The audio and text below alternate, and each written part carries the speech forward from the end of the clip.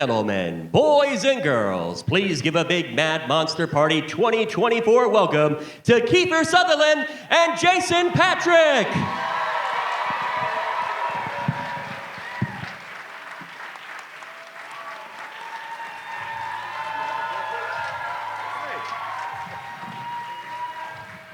Thank you very much. All right. How are y'all? Well, thank you for joining us here at Mad Monster Party for the first time, and also for taking part in this Q&A this morning. I have a few questions I want to ask, and we'll open up to the audience. So let's just go ahead and jump right in.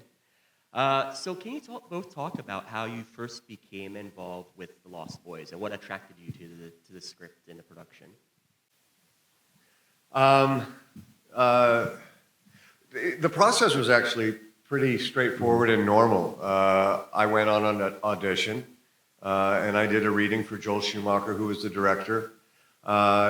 He had seen me in a film that I had done called At Close Range, which almost all of my part was cut out, so I don't know how on earth he thought I would be right for this part. But he was a really encouraging director and really, really helpful. And so he made me feel so comfortable that I actually did a lot of the work that I really wanted to do on the film in the audition, which is not always the case.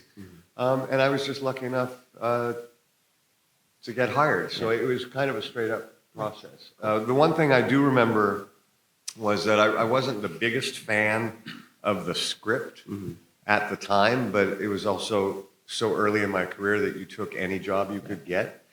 And then thankfully, it was originally written for 13-year-olds, 12 and 13-year-olds, and I was about 18 or 19. Jason was a year older than I. 6 months. And he adjusted the script. And he adjusted the script as we went. And Jason had a lot to do with that as well. So it ended up working. It was certainly, I never imagined that I would be at my age now talking about this film when I was 18 years old. But I'm thrilled that it kind of turned out the way it did. Nice. Cool.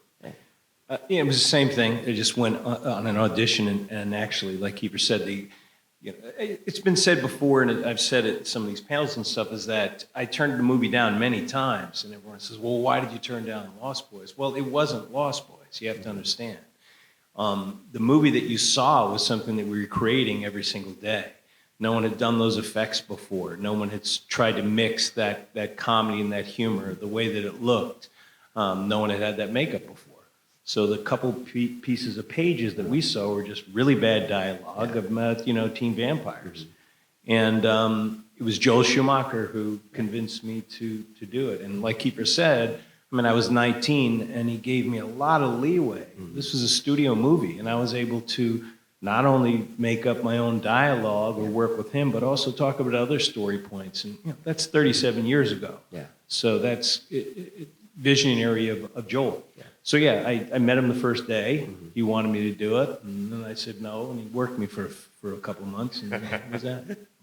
So can you both talk about working with Joel? I know, Kiefer, you also worked with him again later on for Phone Booth, but can you talk a bit about working with him as a director? Well, I worked with him on Lost Boys, Flatliners, A Time to Kill, Phone Booth. I worked with Joel at least once a decade. Yeah. We were friends. Joel was one of the first. Jason and I did a production of that championship season on Broadway for almost a year, and Joel was the first person to come see the play. So it's a relationship that has lasted a lifetime. The best story that I've got about Joel is actually from Flatliners, and when I had read the script, which I really enjoyed, I envisioned a very serious film, very much like The Paper Chase, which was a 70s film about Harvard law students. Yeah. And I remember I was doing the first scene, and I was running through on my way to where we were doing the medical experiment, and I was running through one of the college labs. And on my right, I saw a miniature Statue of Liberty, and I went, what the is that? And then on my left, I saw a huge silver box with 50 leather gloves coming out of it, and I'm like, what the?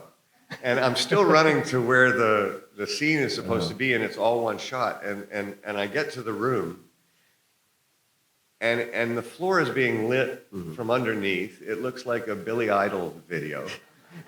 And I'm like, this is ridiculous. And I had a nervous breakdown, and I like started hyperventilating. And I walked outside, and I said to Joel, I don't think I can do this. And I think I've made a terrible mistake, and I'm really sorry. But I honestly don't think I'm the right actor for this. And he very calmly said, if you don't think that I wake up every morning and know that I have your future in my hands, I do. And I treat that with great respect. And I just need you to trust me. Well, Flatliners ended up being one of my favorite films. And Joel had to create a fantastical world for this story to work. And it was one of the greatest lessons I've ever had in kind of surrendering.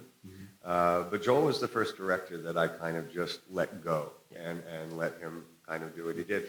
And the reason why I did it was because of the respect he showed me and us during the process of making Lost Boys. That's cool. Yep. Jason? Joel's great talent is gathering people that are very talented and having them do their thing. And he also just has, like Kiefer was telling him when he was younger, to have faith.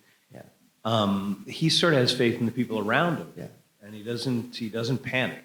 Again, it's hard all these years later when you think about Lost Boys, but this is a movie that was made before there was any computer generated images. That makeup hadn't been seen. Well, none of this had been done before, and the script was being rewritten every day, if not every week. And one of the things he promised me to do it, he said, look, when I finally said I'll do it, I'll say, look, I am not wearing any makeup and I'm not flying. And he said, you will never wear makeup and you will never fly. Smash cut to 2 months later. And it was a big thing because, I was 19 and this guy lied to me and he said, I didn't tell you the truth, but we have no ending. So, and then we came up with, Kiefer and I being a Godzilla and Mothra flying around. And that's how it goes. But so he had this even keel about him, but he also was very excited at the process. And when you're young, that goes into you and you get excited by it. What was kind of what was your process, each of you, for developing your characters?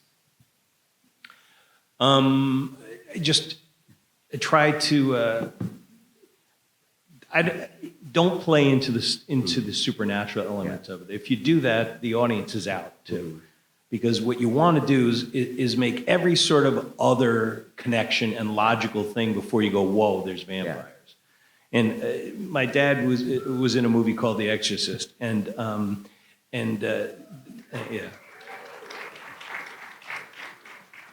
he's a great performance. But the best part of that performance is he's playing a priest who's also a psychiatrist, and he doesn't walk into the house and all of a sudden go, ooh. You look for every other reason than the supernatural. Because then when you finally do break, and when you finally do see what it all is, the audience is with you, and they feel that. And so for me, I just use it as a sort of, all that wine and that blood, no, it's just a drug analogy. This guy's coming out of nowhere, he's an outsider, there's sexy chicks, there's guys that seem cool, and it's drugs, and drugs are changing his body, and changing who he is, and all the other things.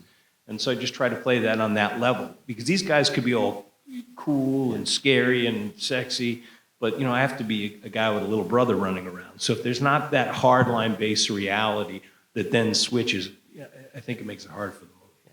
Cool. For me, it was more simple. I was playing a vampire, and I don't believe that they exist. So I had a lot of freedom, and I could just have fun, and yeah, there's a lot of freedom in kind of playing a character like that, and Joel was very inspired. I think Joel, and for those of you that don't know, Joel's path to kind of where he got to is quite extraordinary. He was a window dresser at Bloomingdale's. And Woody Allen was walking down the street and loved the window that he was dressing at night. and asked him to be his costume designer. And when he was Woody Allen's costume designer, he wrote a movie called Car Wash. And that got made, and then he became a writer and then ultimately a director. Joel's whole emphasis on kind of the look was just, how do I make this cool? How do I make this look cool? And I think he did an extraordinary job with that. And I thought Billy Idol was really cool at the time and kind of tried to look like that. So it was again, the stuff was pretty simple. And just have fun with it. Nice. Cool. Well, I'm going to open the audience in a second, but I do have one last question. So for years, I was the GM at the Mann's Chinese Theater, Grauman's Chinese Theater, and I've seen photos from our archives of when Lost Boys played there. And they even recreated for another movie that filmed there years later for the box office. Lost Boys was the movie. It was put up on the marquees out front. So I've seen what all the audiences were like for it back then. What was your first experience watching the movie for the first time with an audience or at the premiere? And what were your thoughts when you were watching it? The only time I've ever seen Lost Boys was at the premiere, and Jason was sitting behind me. And every time I came on screen, he hit me.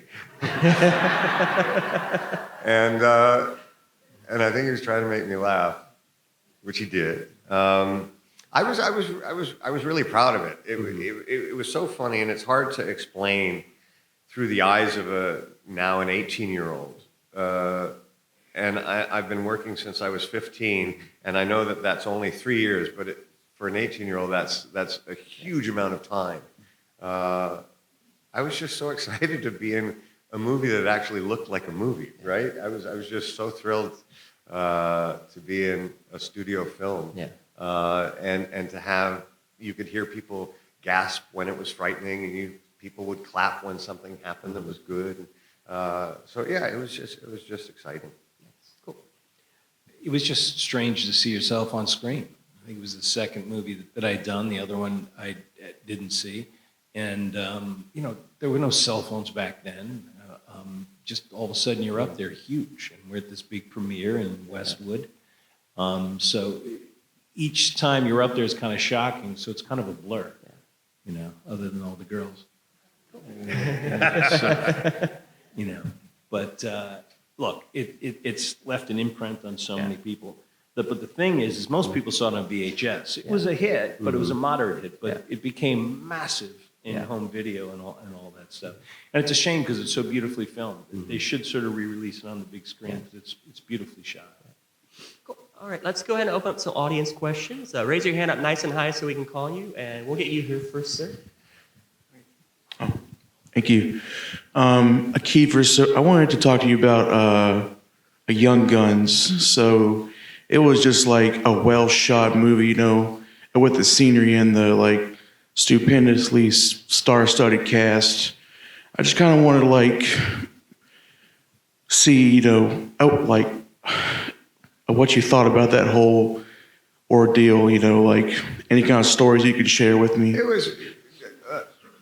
I could share stories all day long. It was one of the most arguably fun experiences that I've ever had. I believe very strongly that Young Guns 2 is maybe a more well-crafted film than Young Guns 1. We didn't have as much fun on Young Guns 2, so that tells you something. We had to work a little harder. There was a set of circumstances that were pretty extraordinary. We were shooting in Santa Fe, New Mexico in winter. So it didn't get light till 9, and it got dark at 4. So we had pretty short days. We were all 19 or 20. They gave us horses and guns and said, go have fun. And we did exactly that. And it was a great, every one of, Casey Shamasco, Dermot Maroney, everybody, Lou and I, Emilio, we've been friends for, 35 years. My first daughter was born in the middle of that movie. There were so many things about it that I hold dear, the memories and everything. But it was just such an exciting thing to be a part of a Western at a time when Westerns weren't being made at all. And to that end, John Bon Jovi was in that movie. I shot him off a roof, and Tom Cruise was in that movie, and Emilio shot him dead in the street. They all put on beards and wigs and makeup so that you wouldn't recognize them, but people thought it was going to be the last Western ever made, and so people were kind of coming out of the woodwork to be a part of it as well. So it was a good time. Another question? Yeah, right here. And then we'll get you next.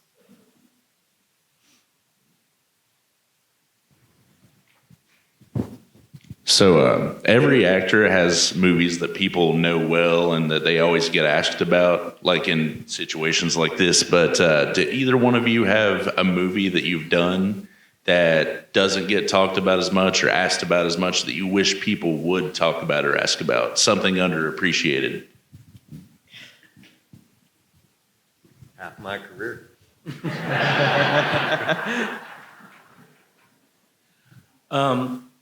I was in that Kardashian sex tape, but I got cut out.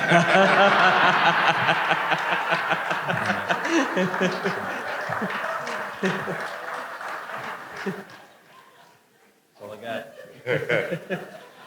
In seriousness, to answer your question, I did a film called Dark City. Let's go, man. Thank you very much.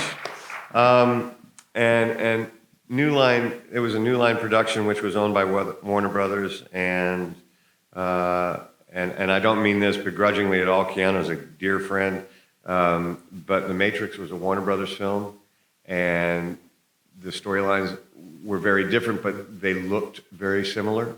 And so Warner Brothers kind of just pushed Dark City aside, and it's slowly kind of being recognized. But I think Alex Proyas, who wrote that as a cartoon when he was 15 years old, is an incredible filmmaker, and I think he made a masterpiece, in all fairness. And so I hope over time that film finds a life, and I would really like to see the edited footage from the Kardashian sex tape.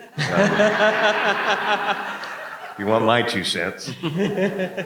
Cool. And we'll get you here, and then we have time for one more after that. But if you want to stand up, you can. Yeah. I was wondering, with your dads being such awesome actors, if you have any favorite advice that they've taught you that you still use now, or that you know. I'm trying to think of the advice I can share. The only advice my dad ever gave me, certainly as an actor, was just to be honest and don't lie. And what he meant was, if it says in the script and the character breaks down and starts to cry, if you don't feel that, if you can't get emotionally to that moment, figure out another way to play it. Don't fake crying.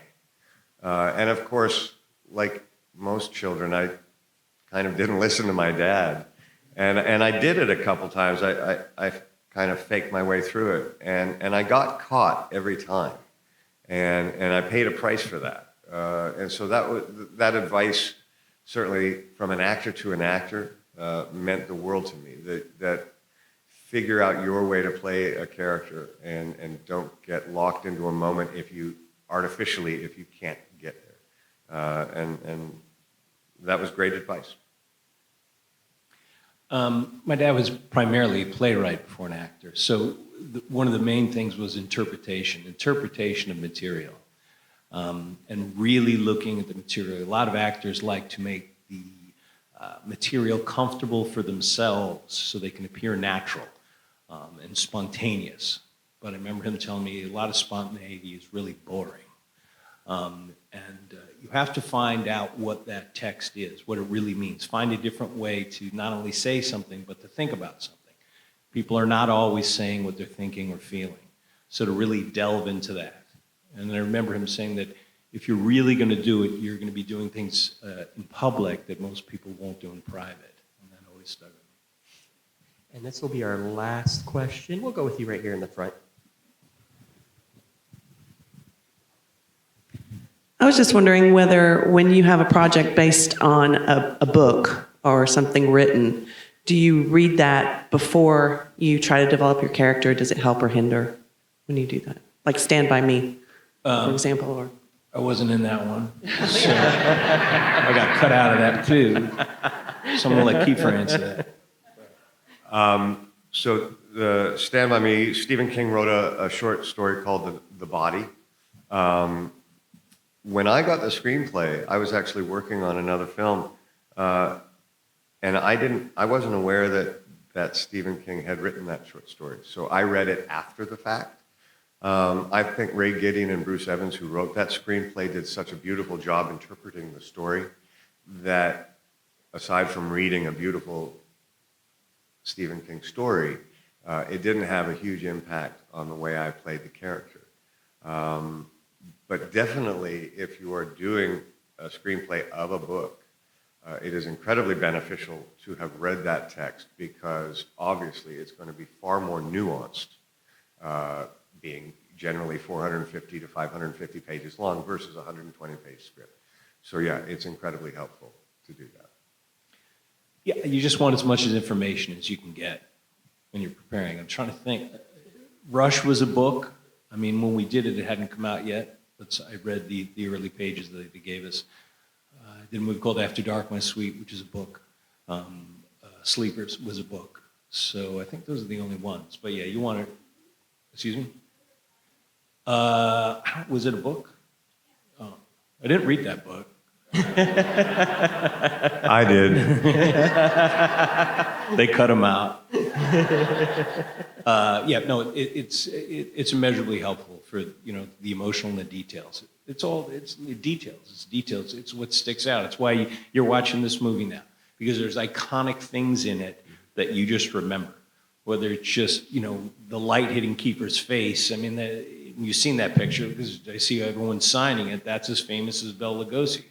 I mean, it really is. So there's these iconic moments and details, and that's what you remember in movies.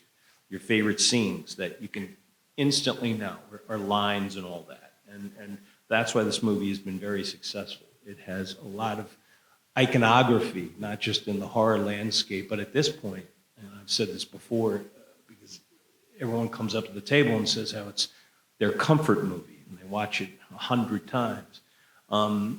It's really become sort of the Wizard of Oz of horror movies, something you can watch over and over and over again, and you identify some part of it with yourself.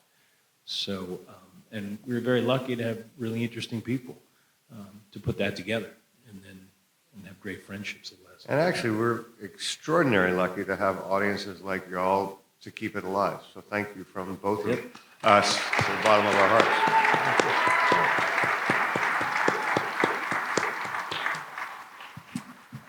Well, I want to thank you both very much for being here this weekend at Mad Monster Party and for taking part in this Q&A. It's been an absolute pleasure. And thank you very much for your time. Thank you. Y'all rock. Ladies and gentlemen, Kiefer Sutherland and Jason Patric.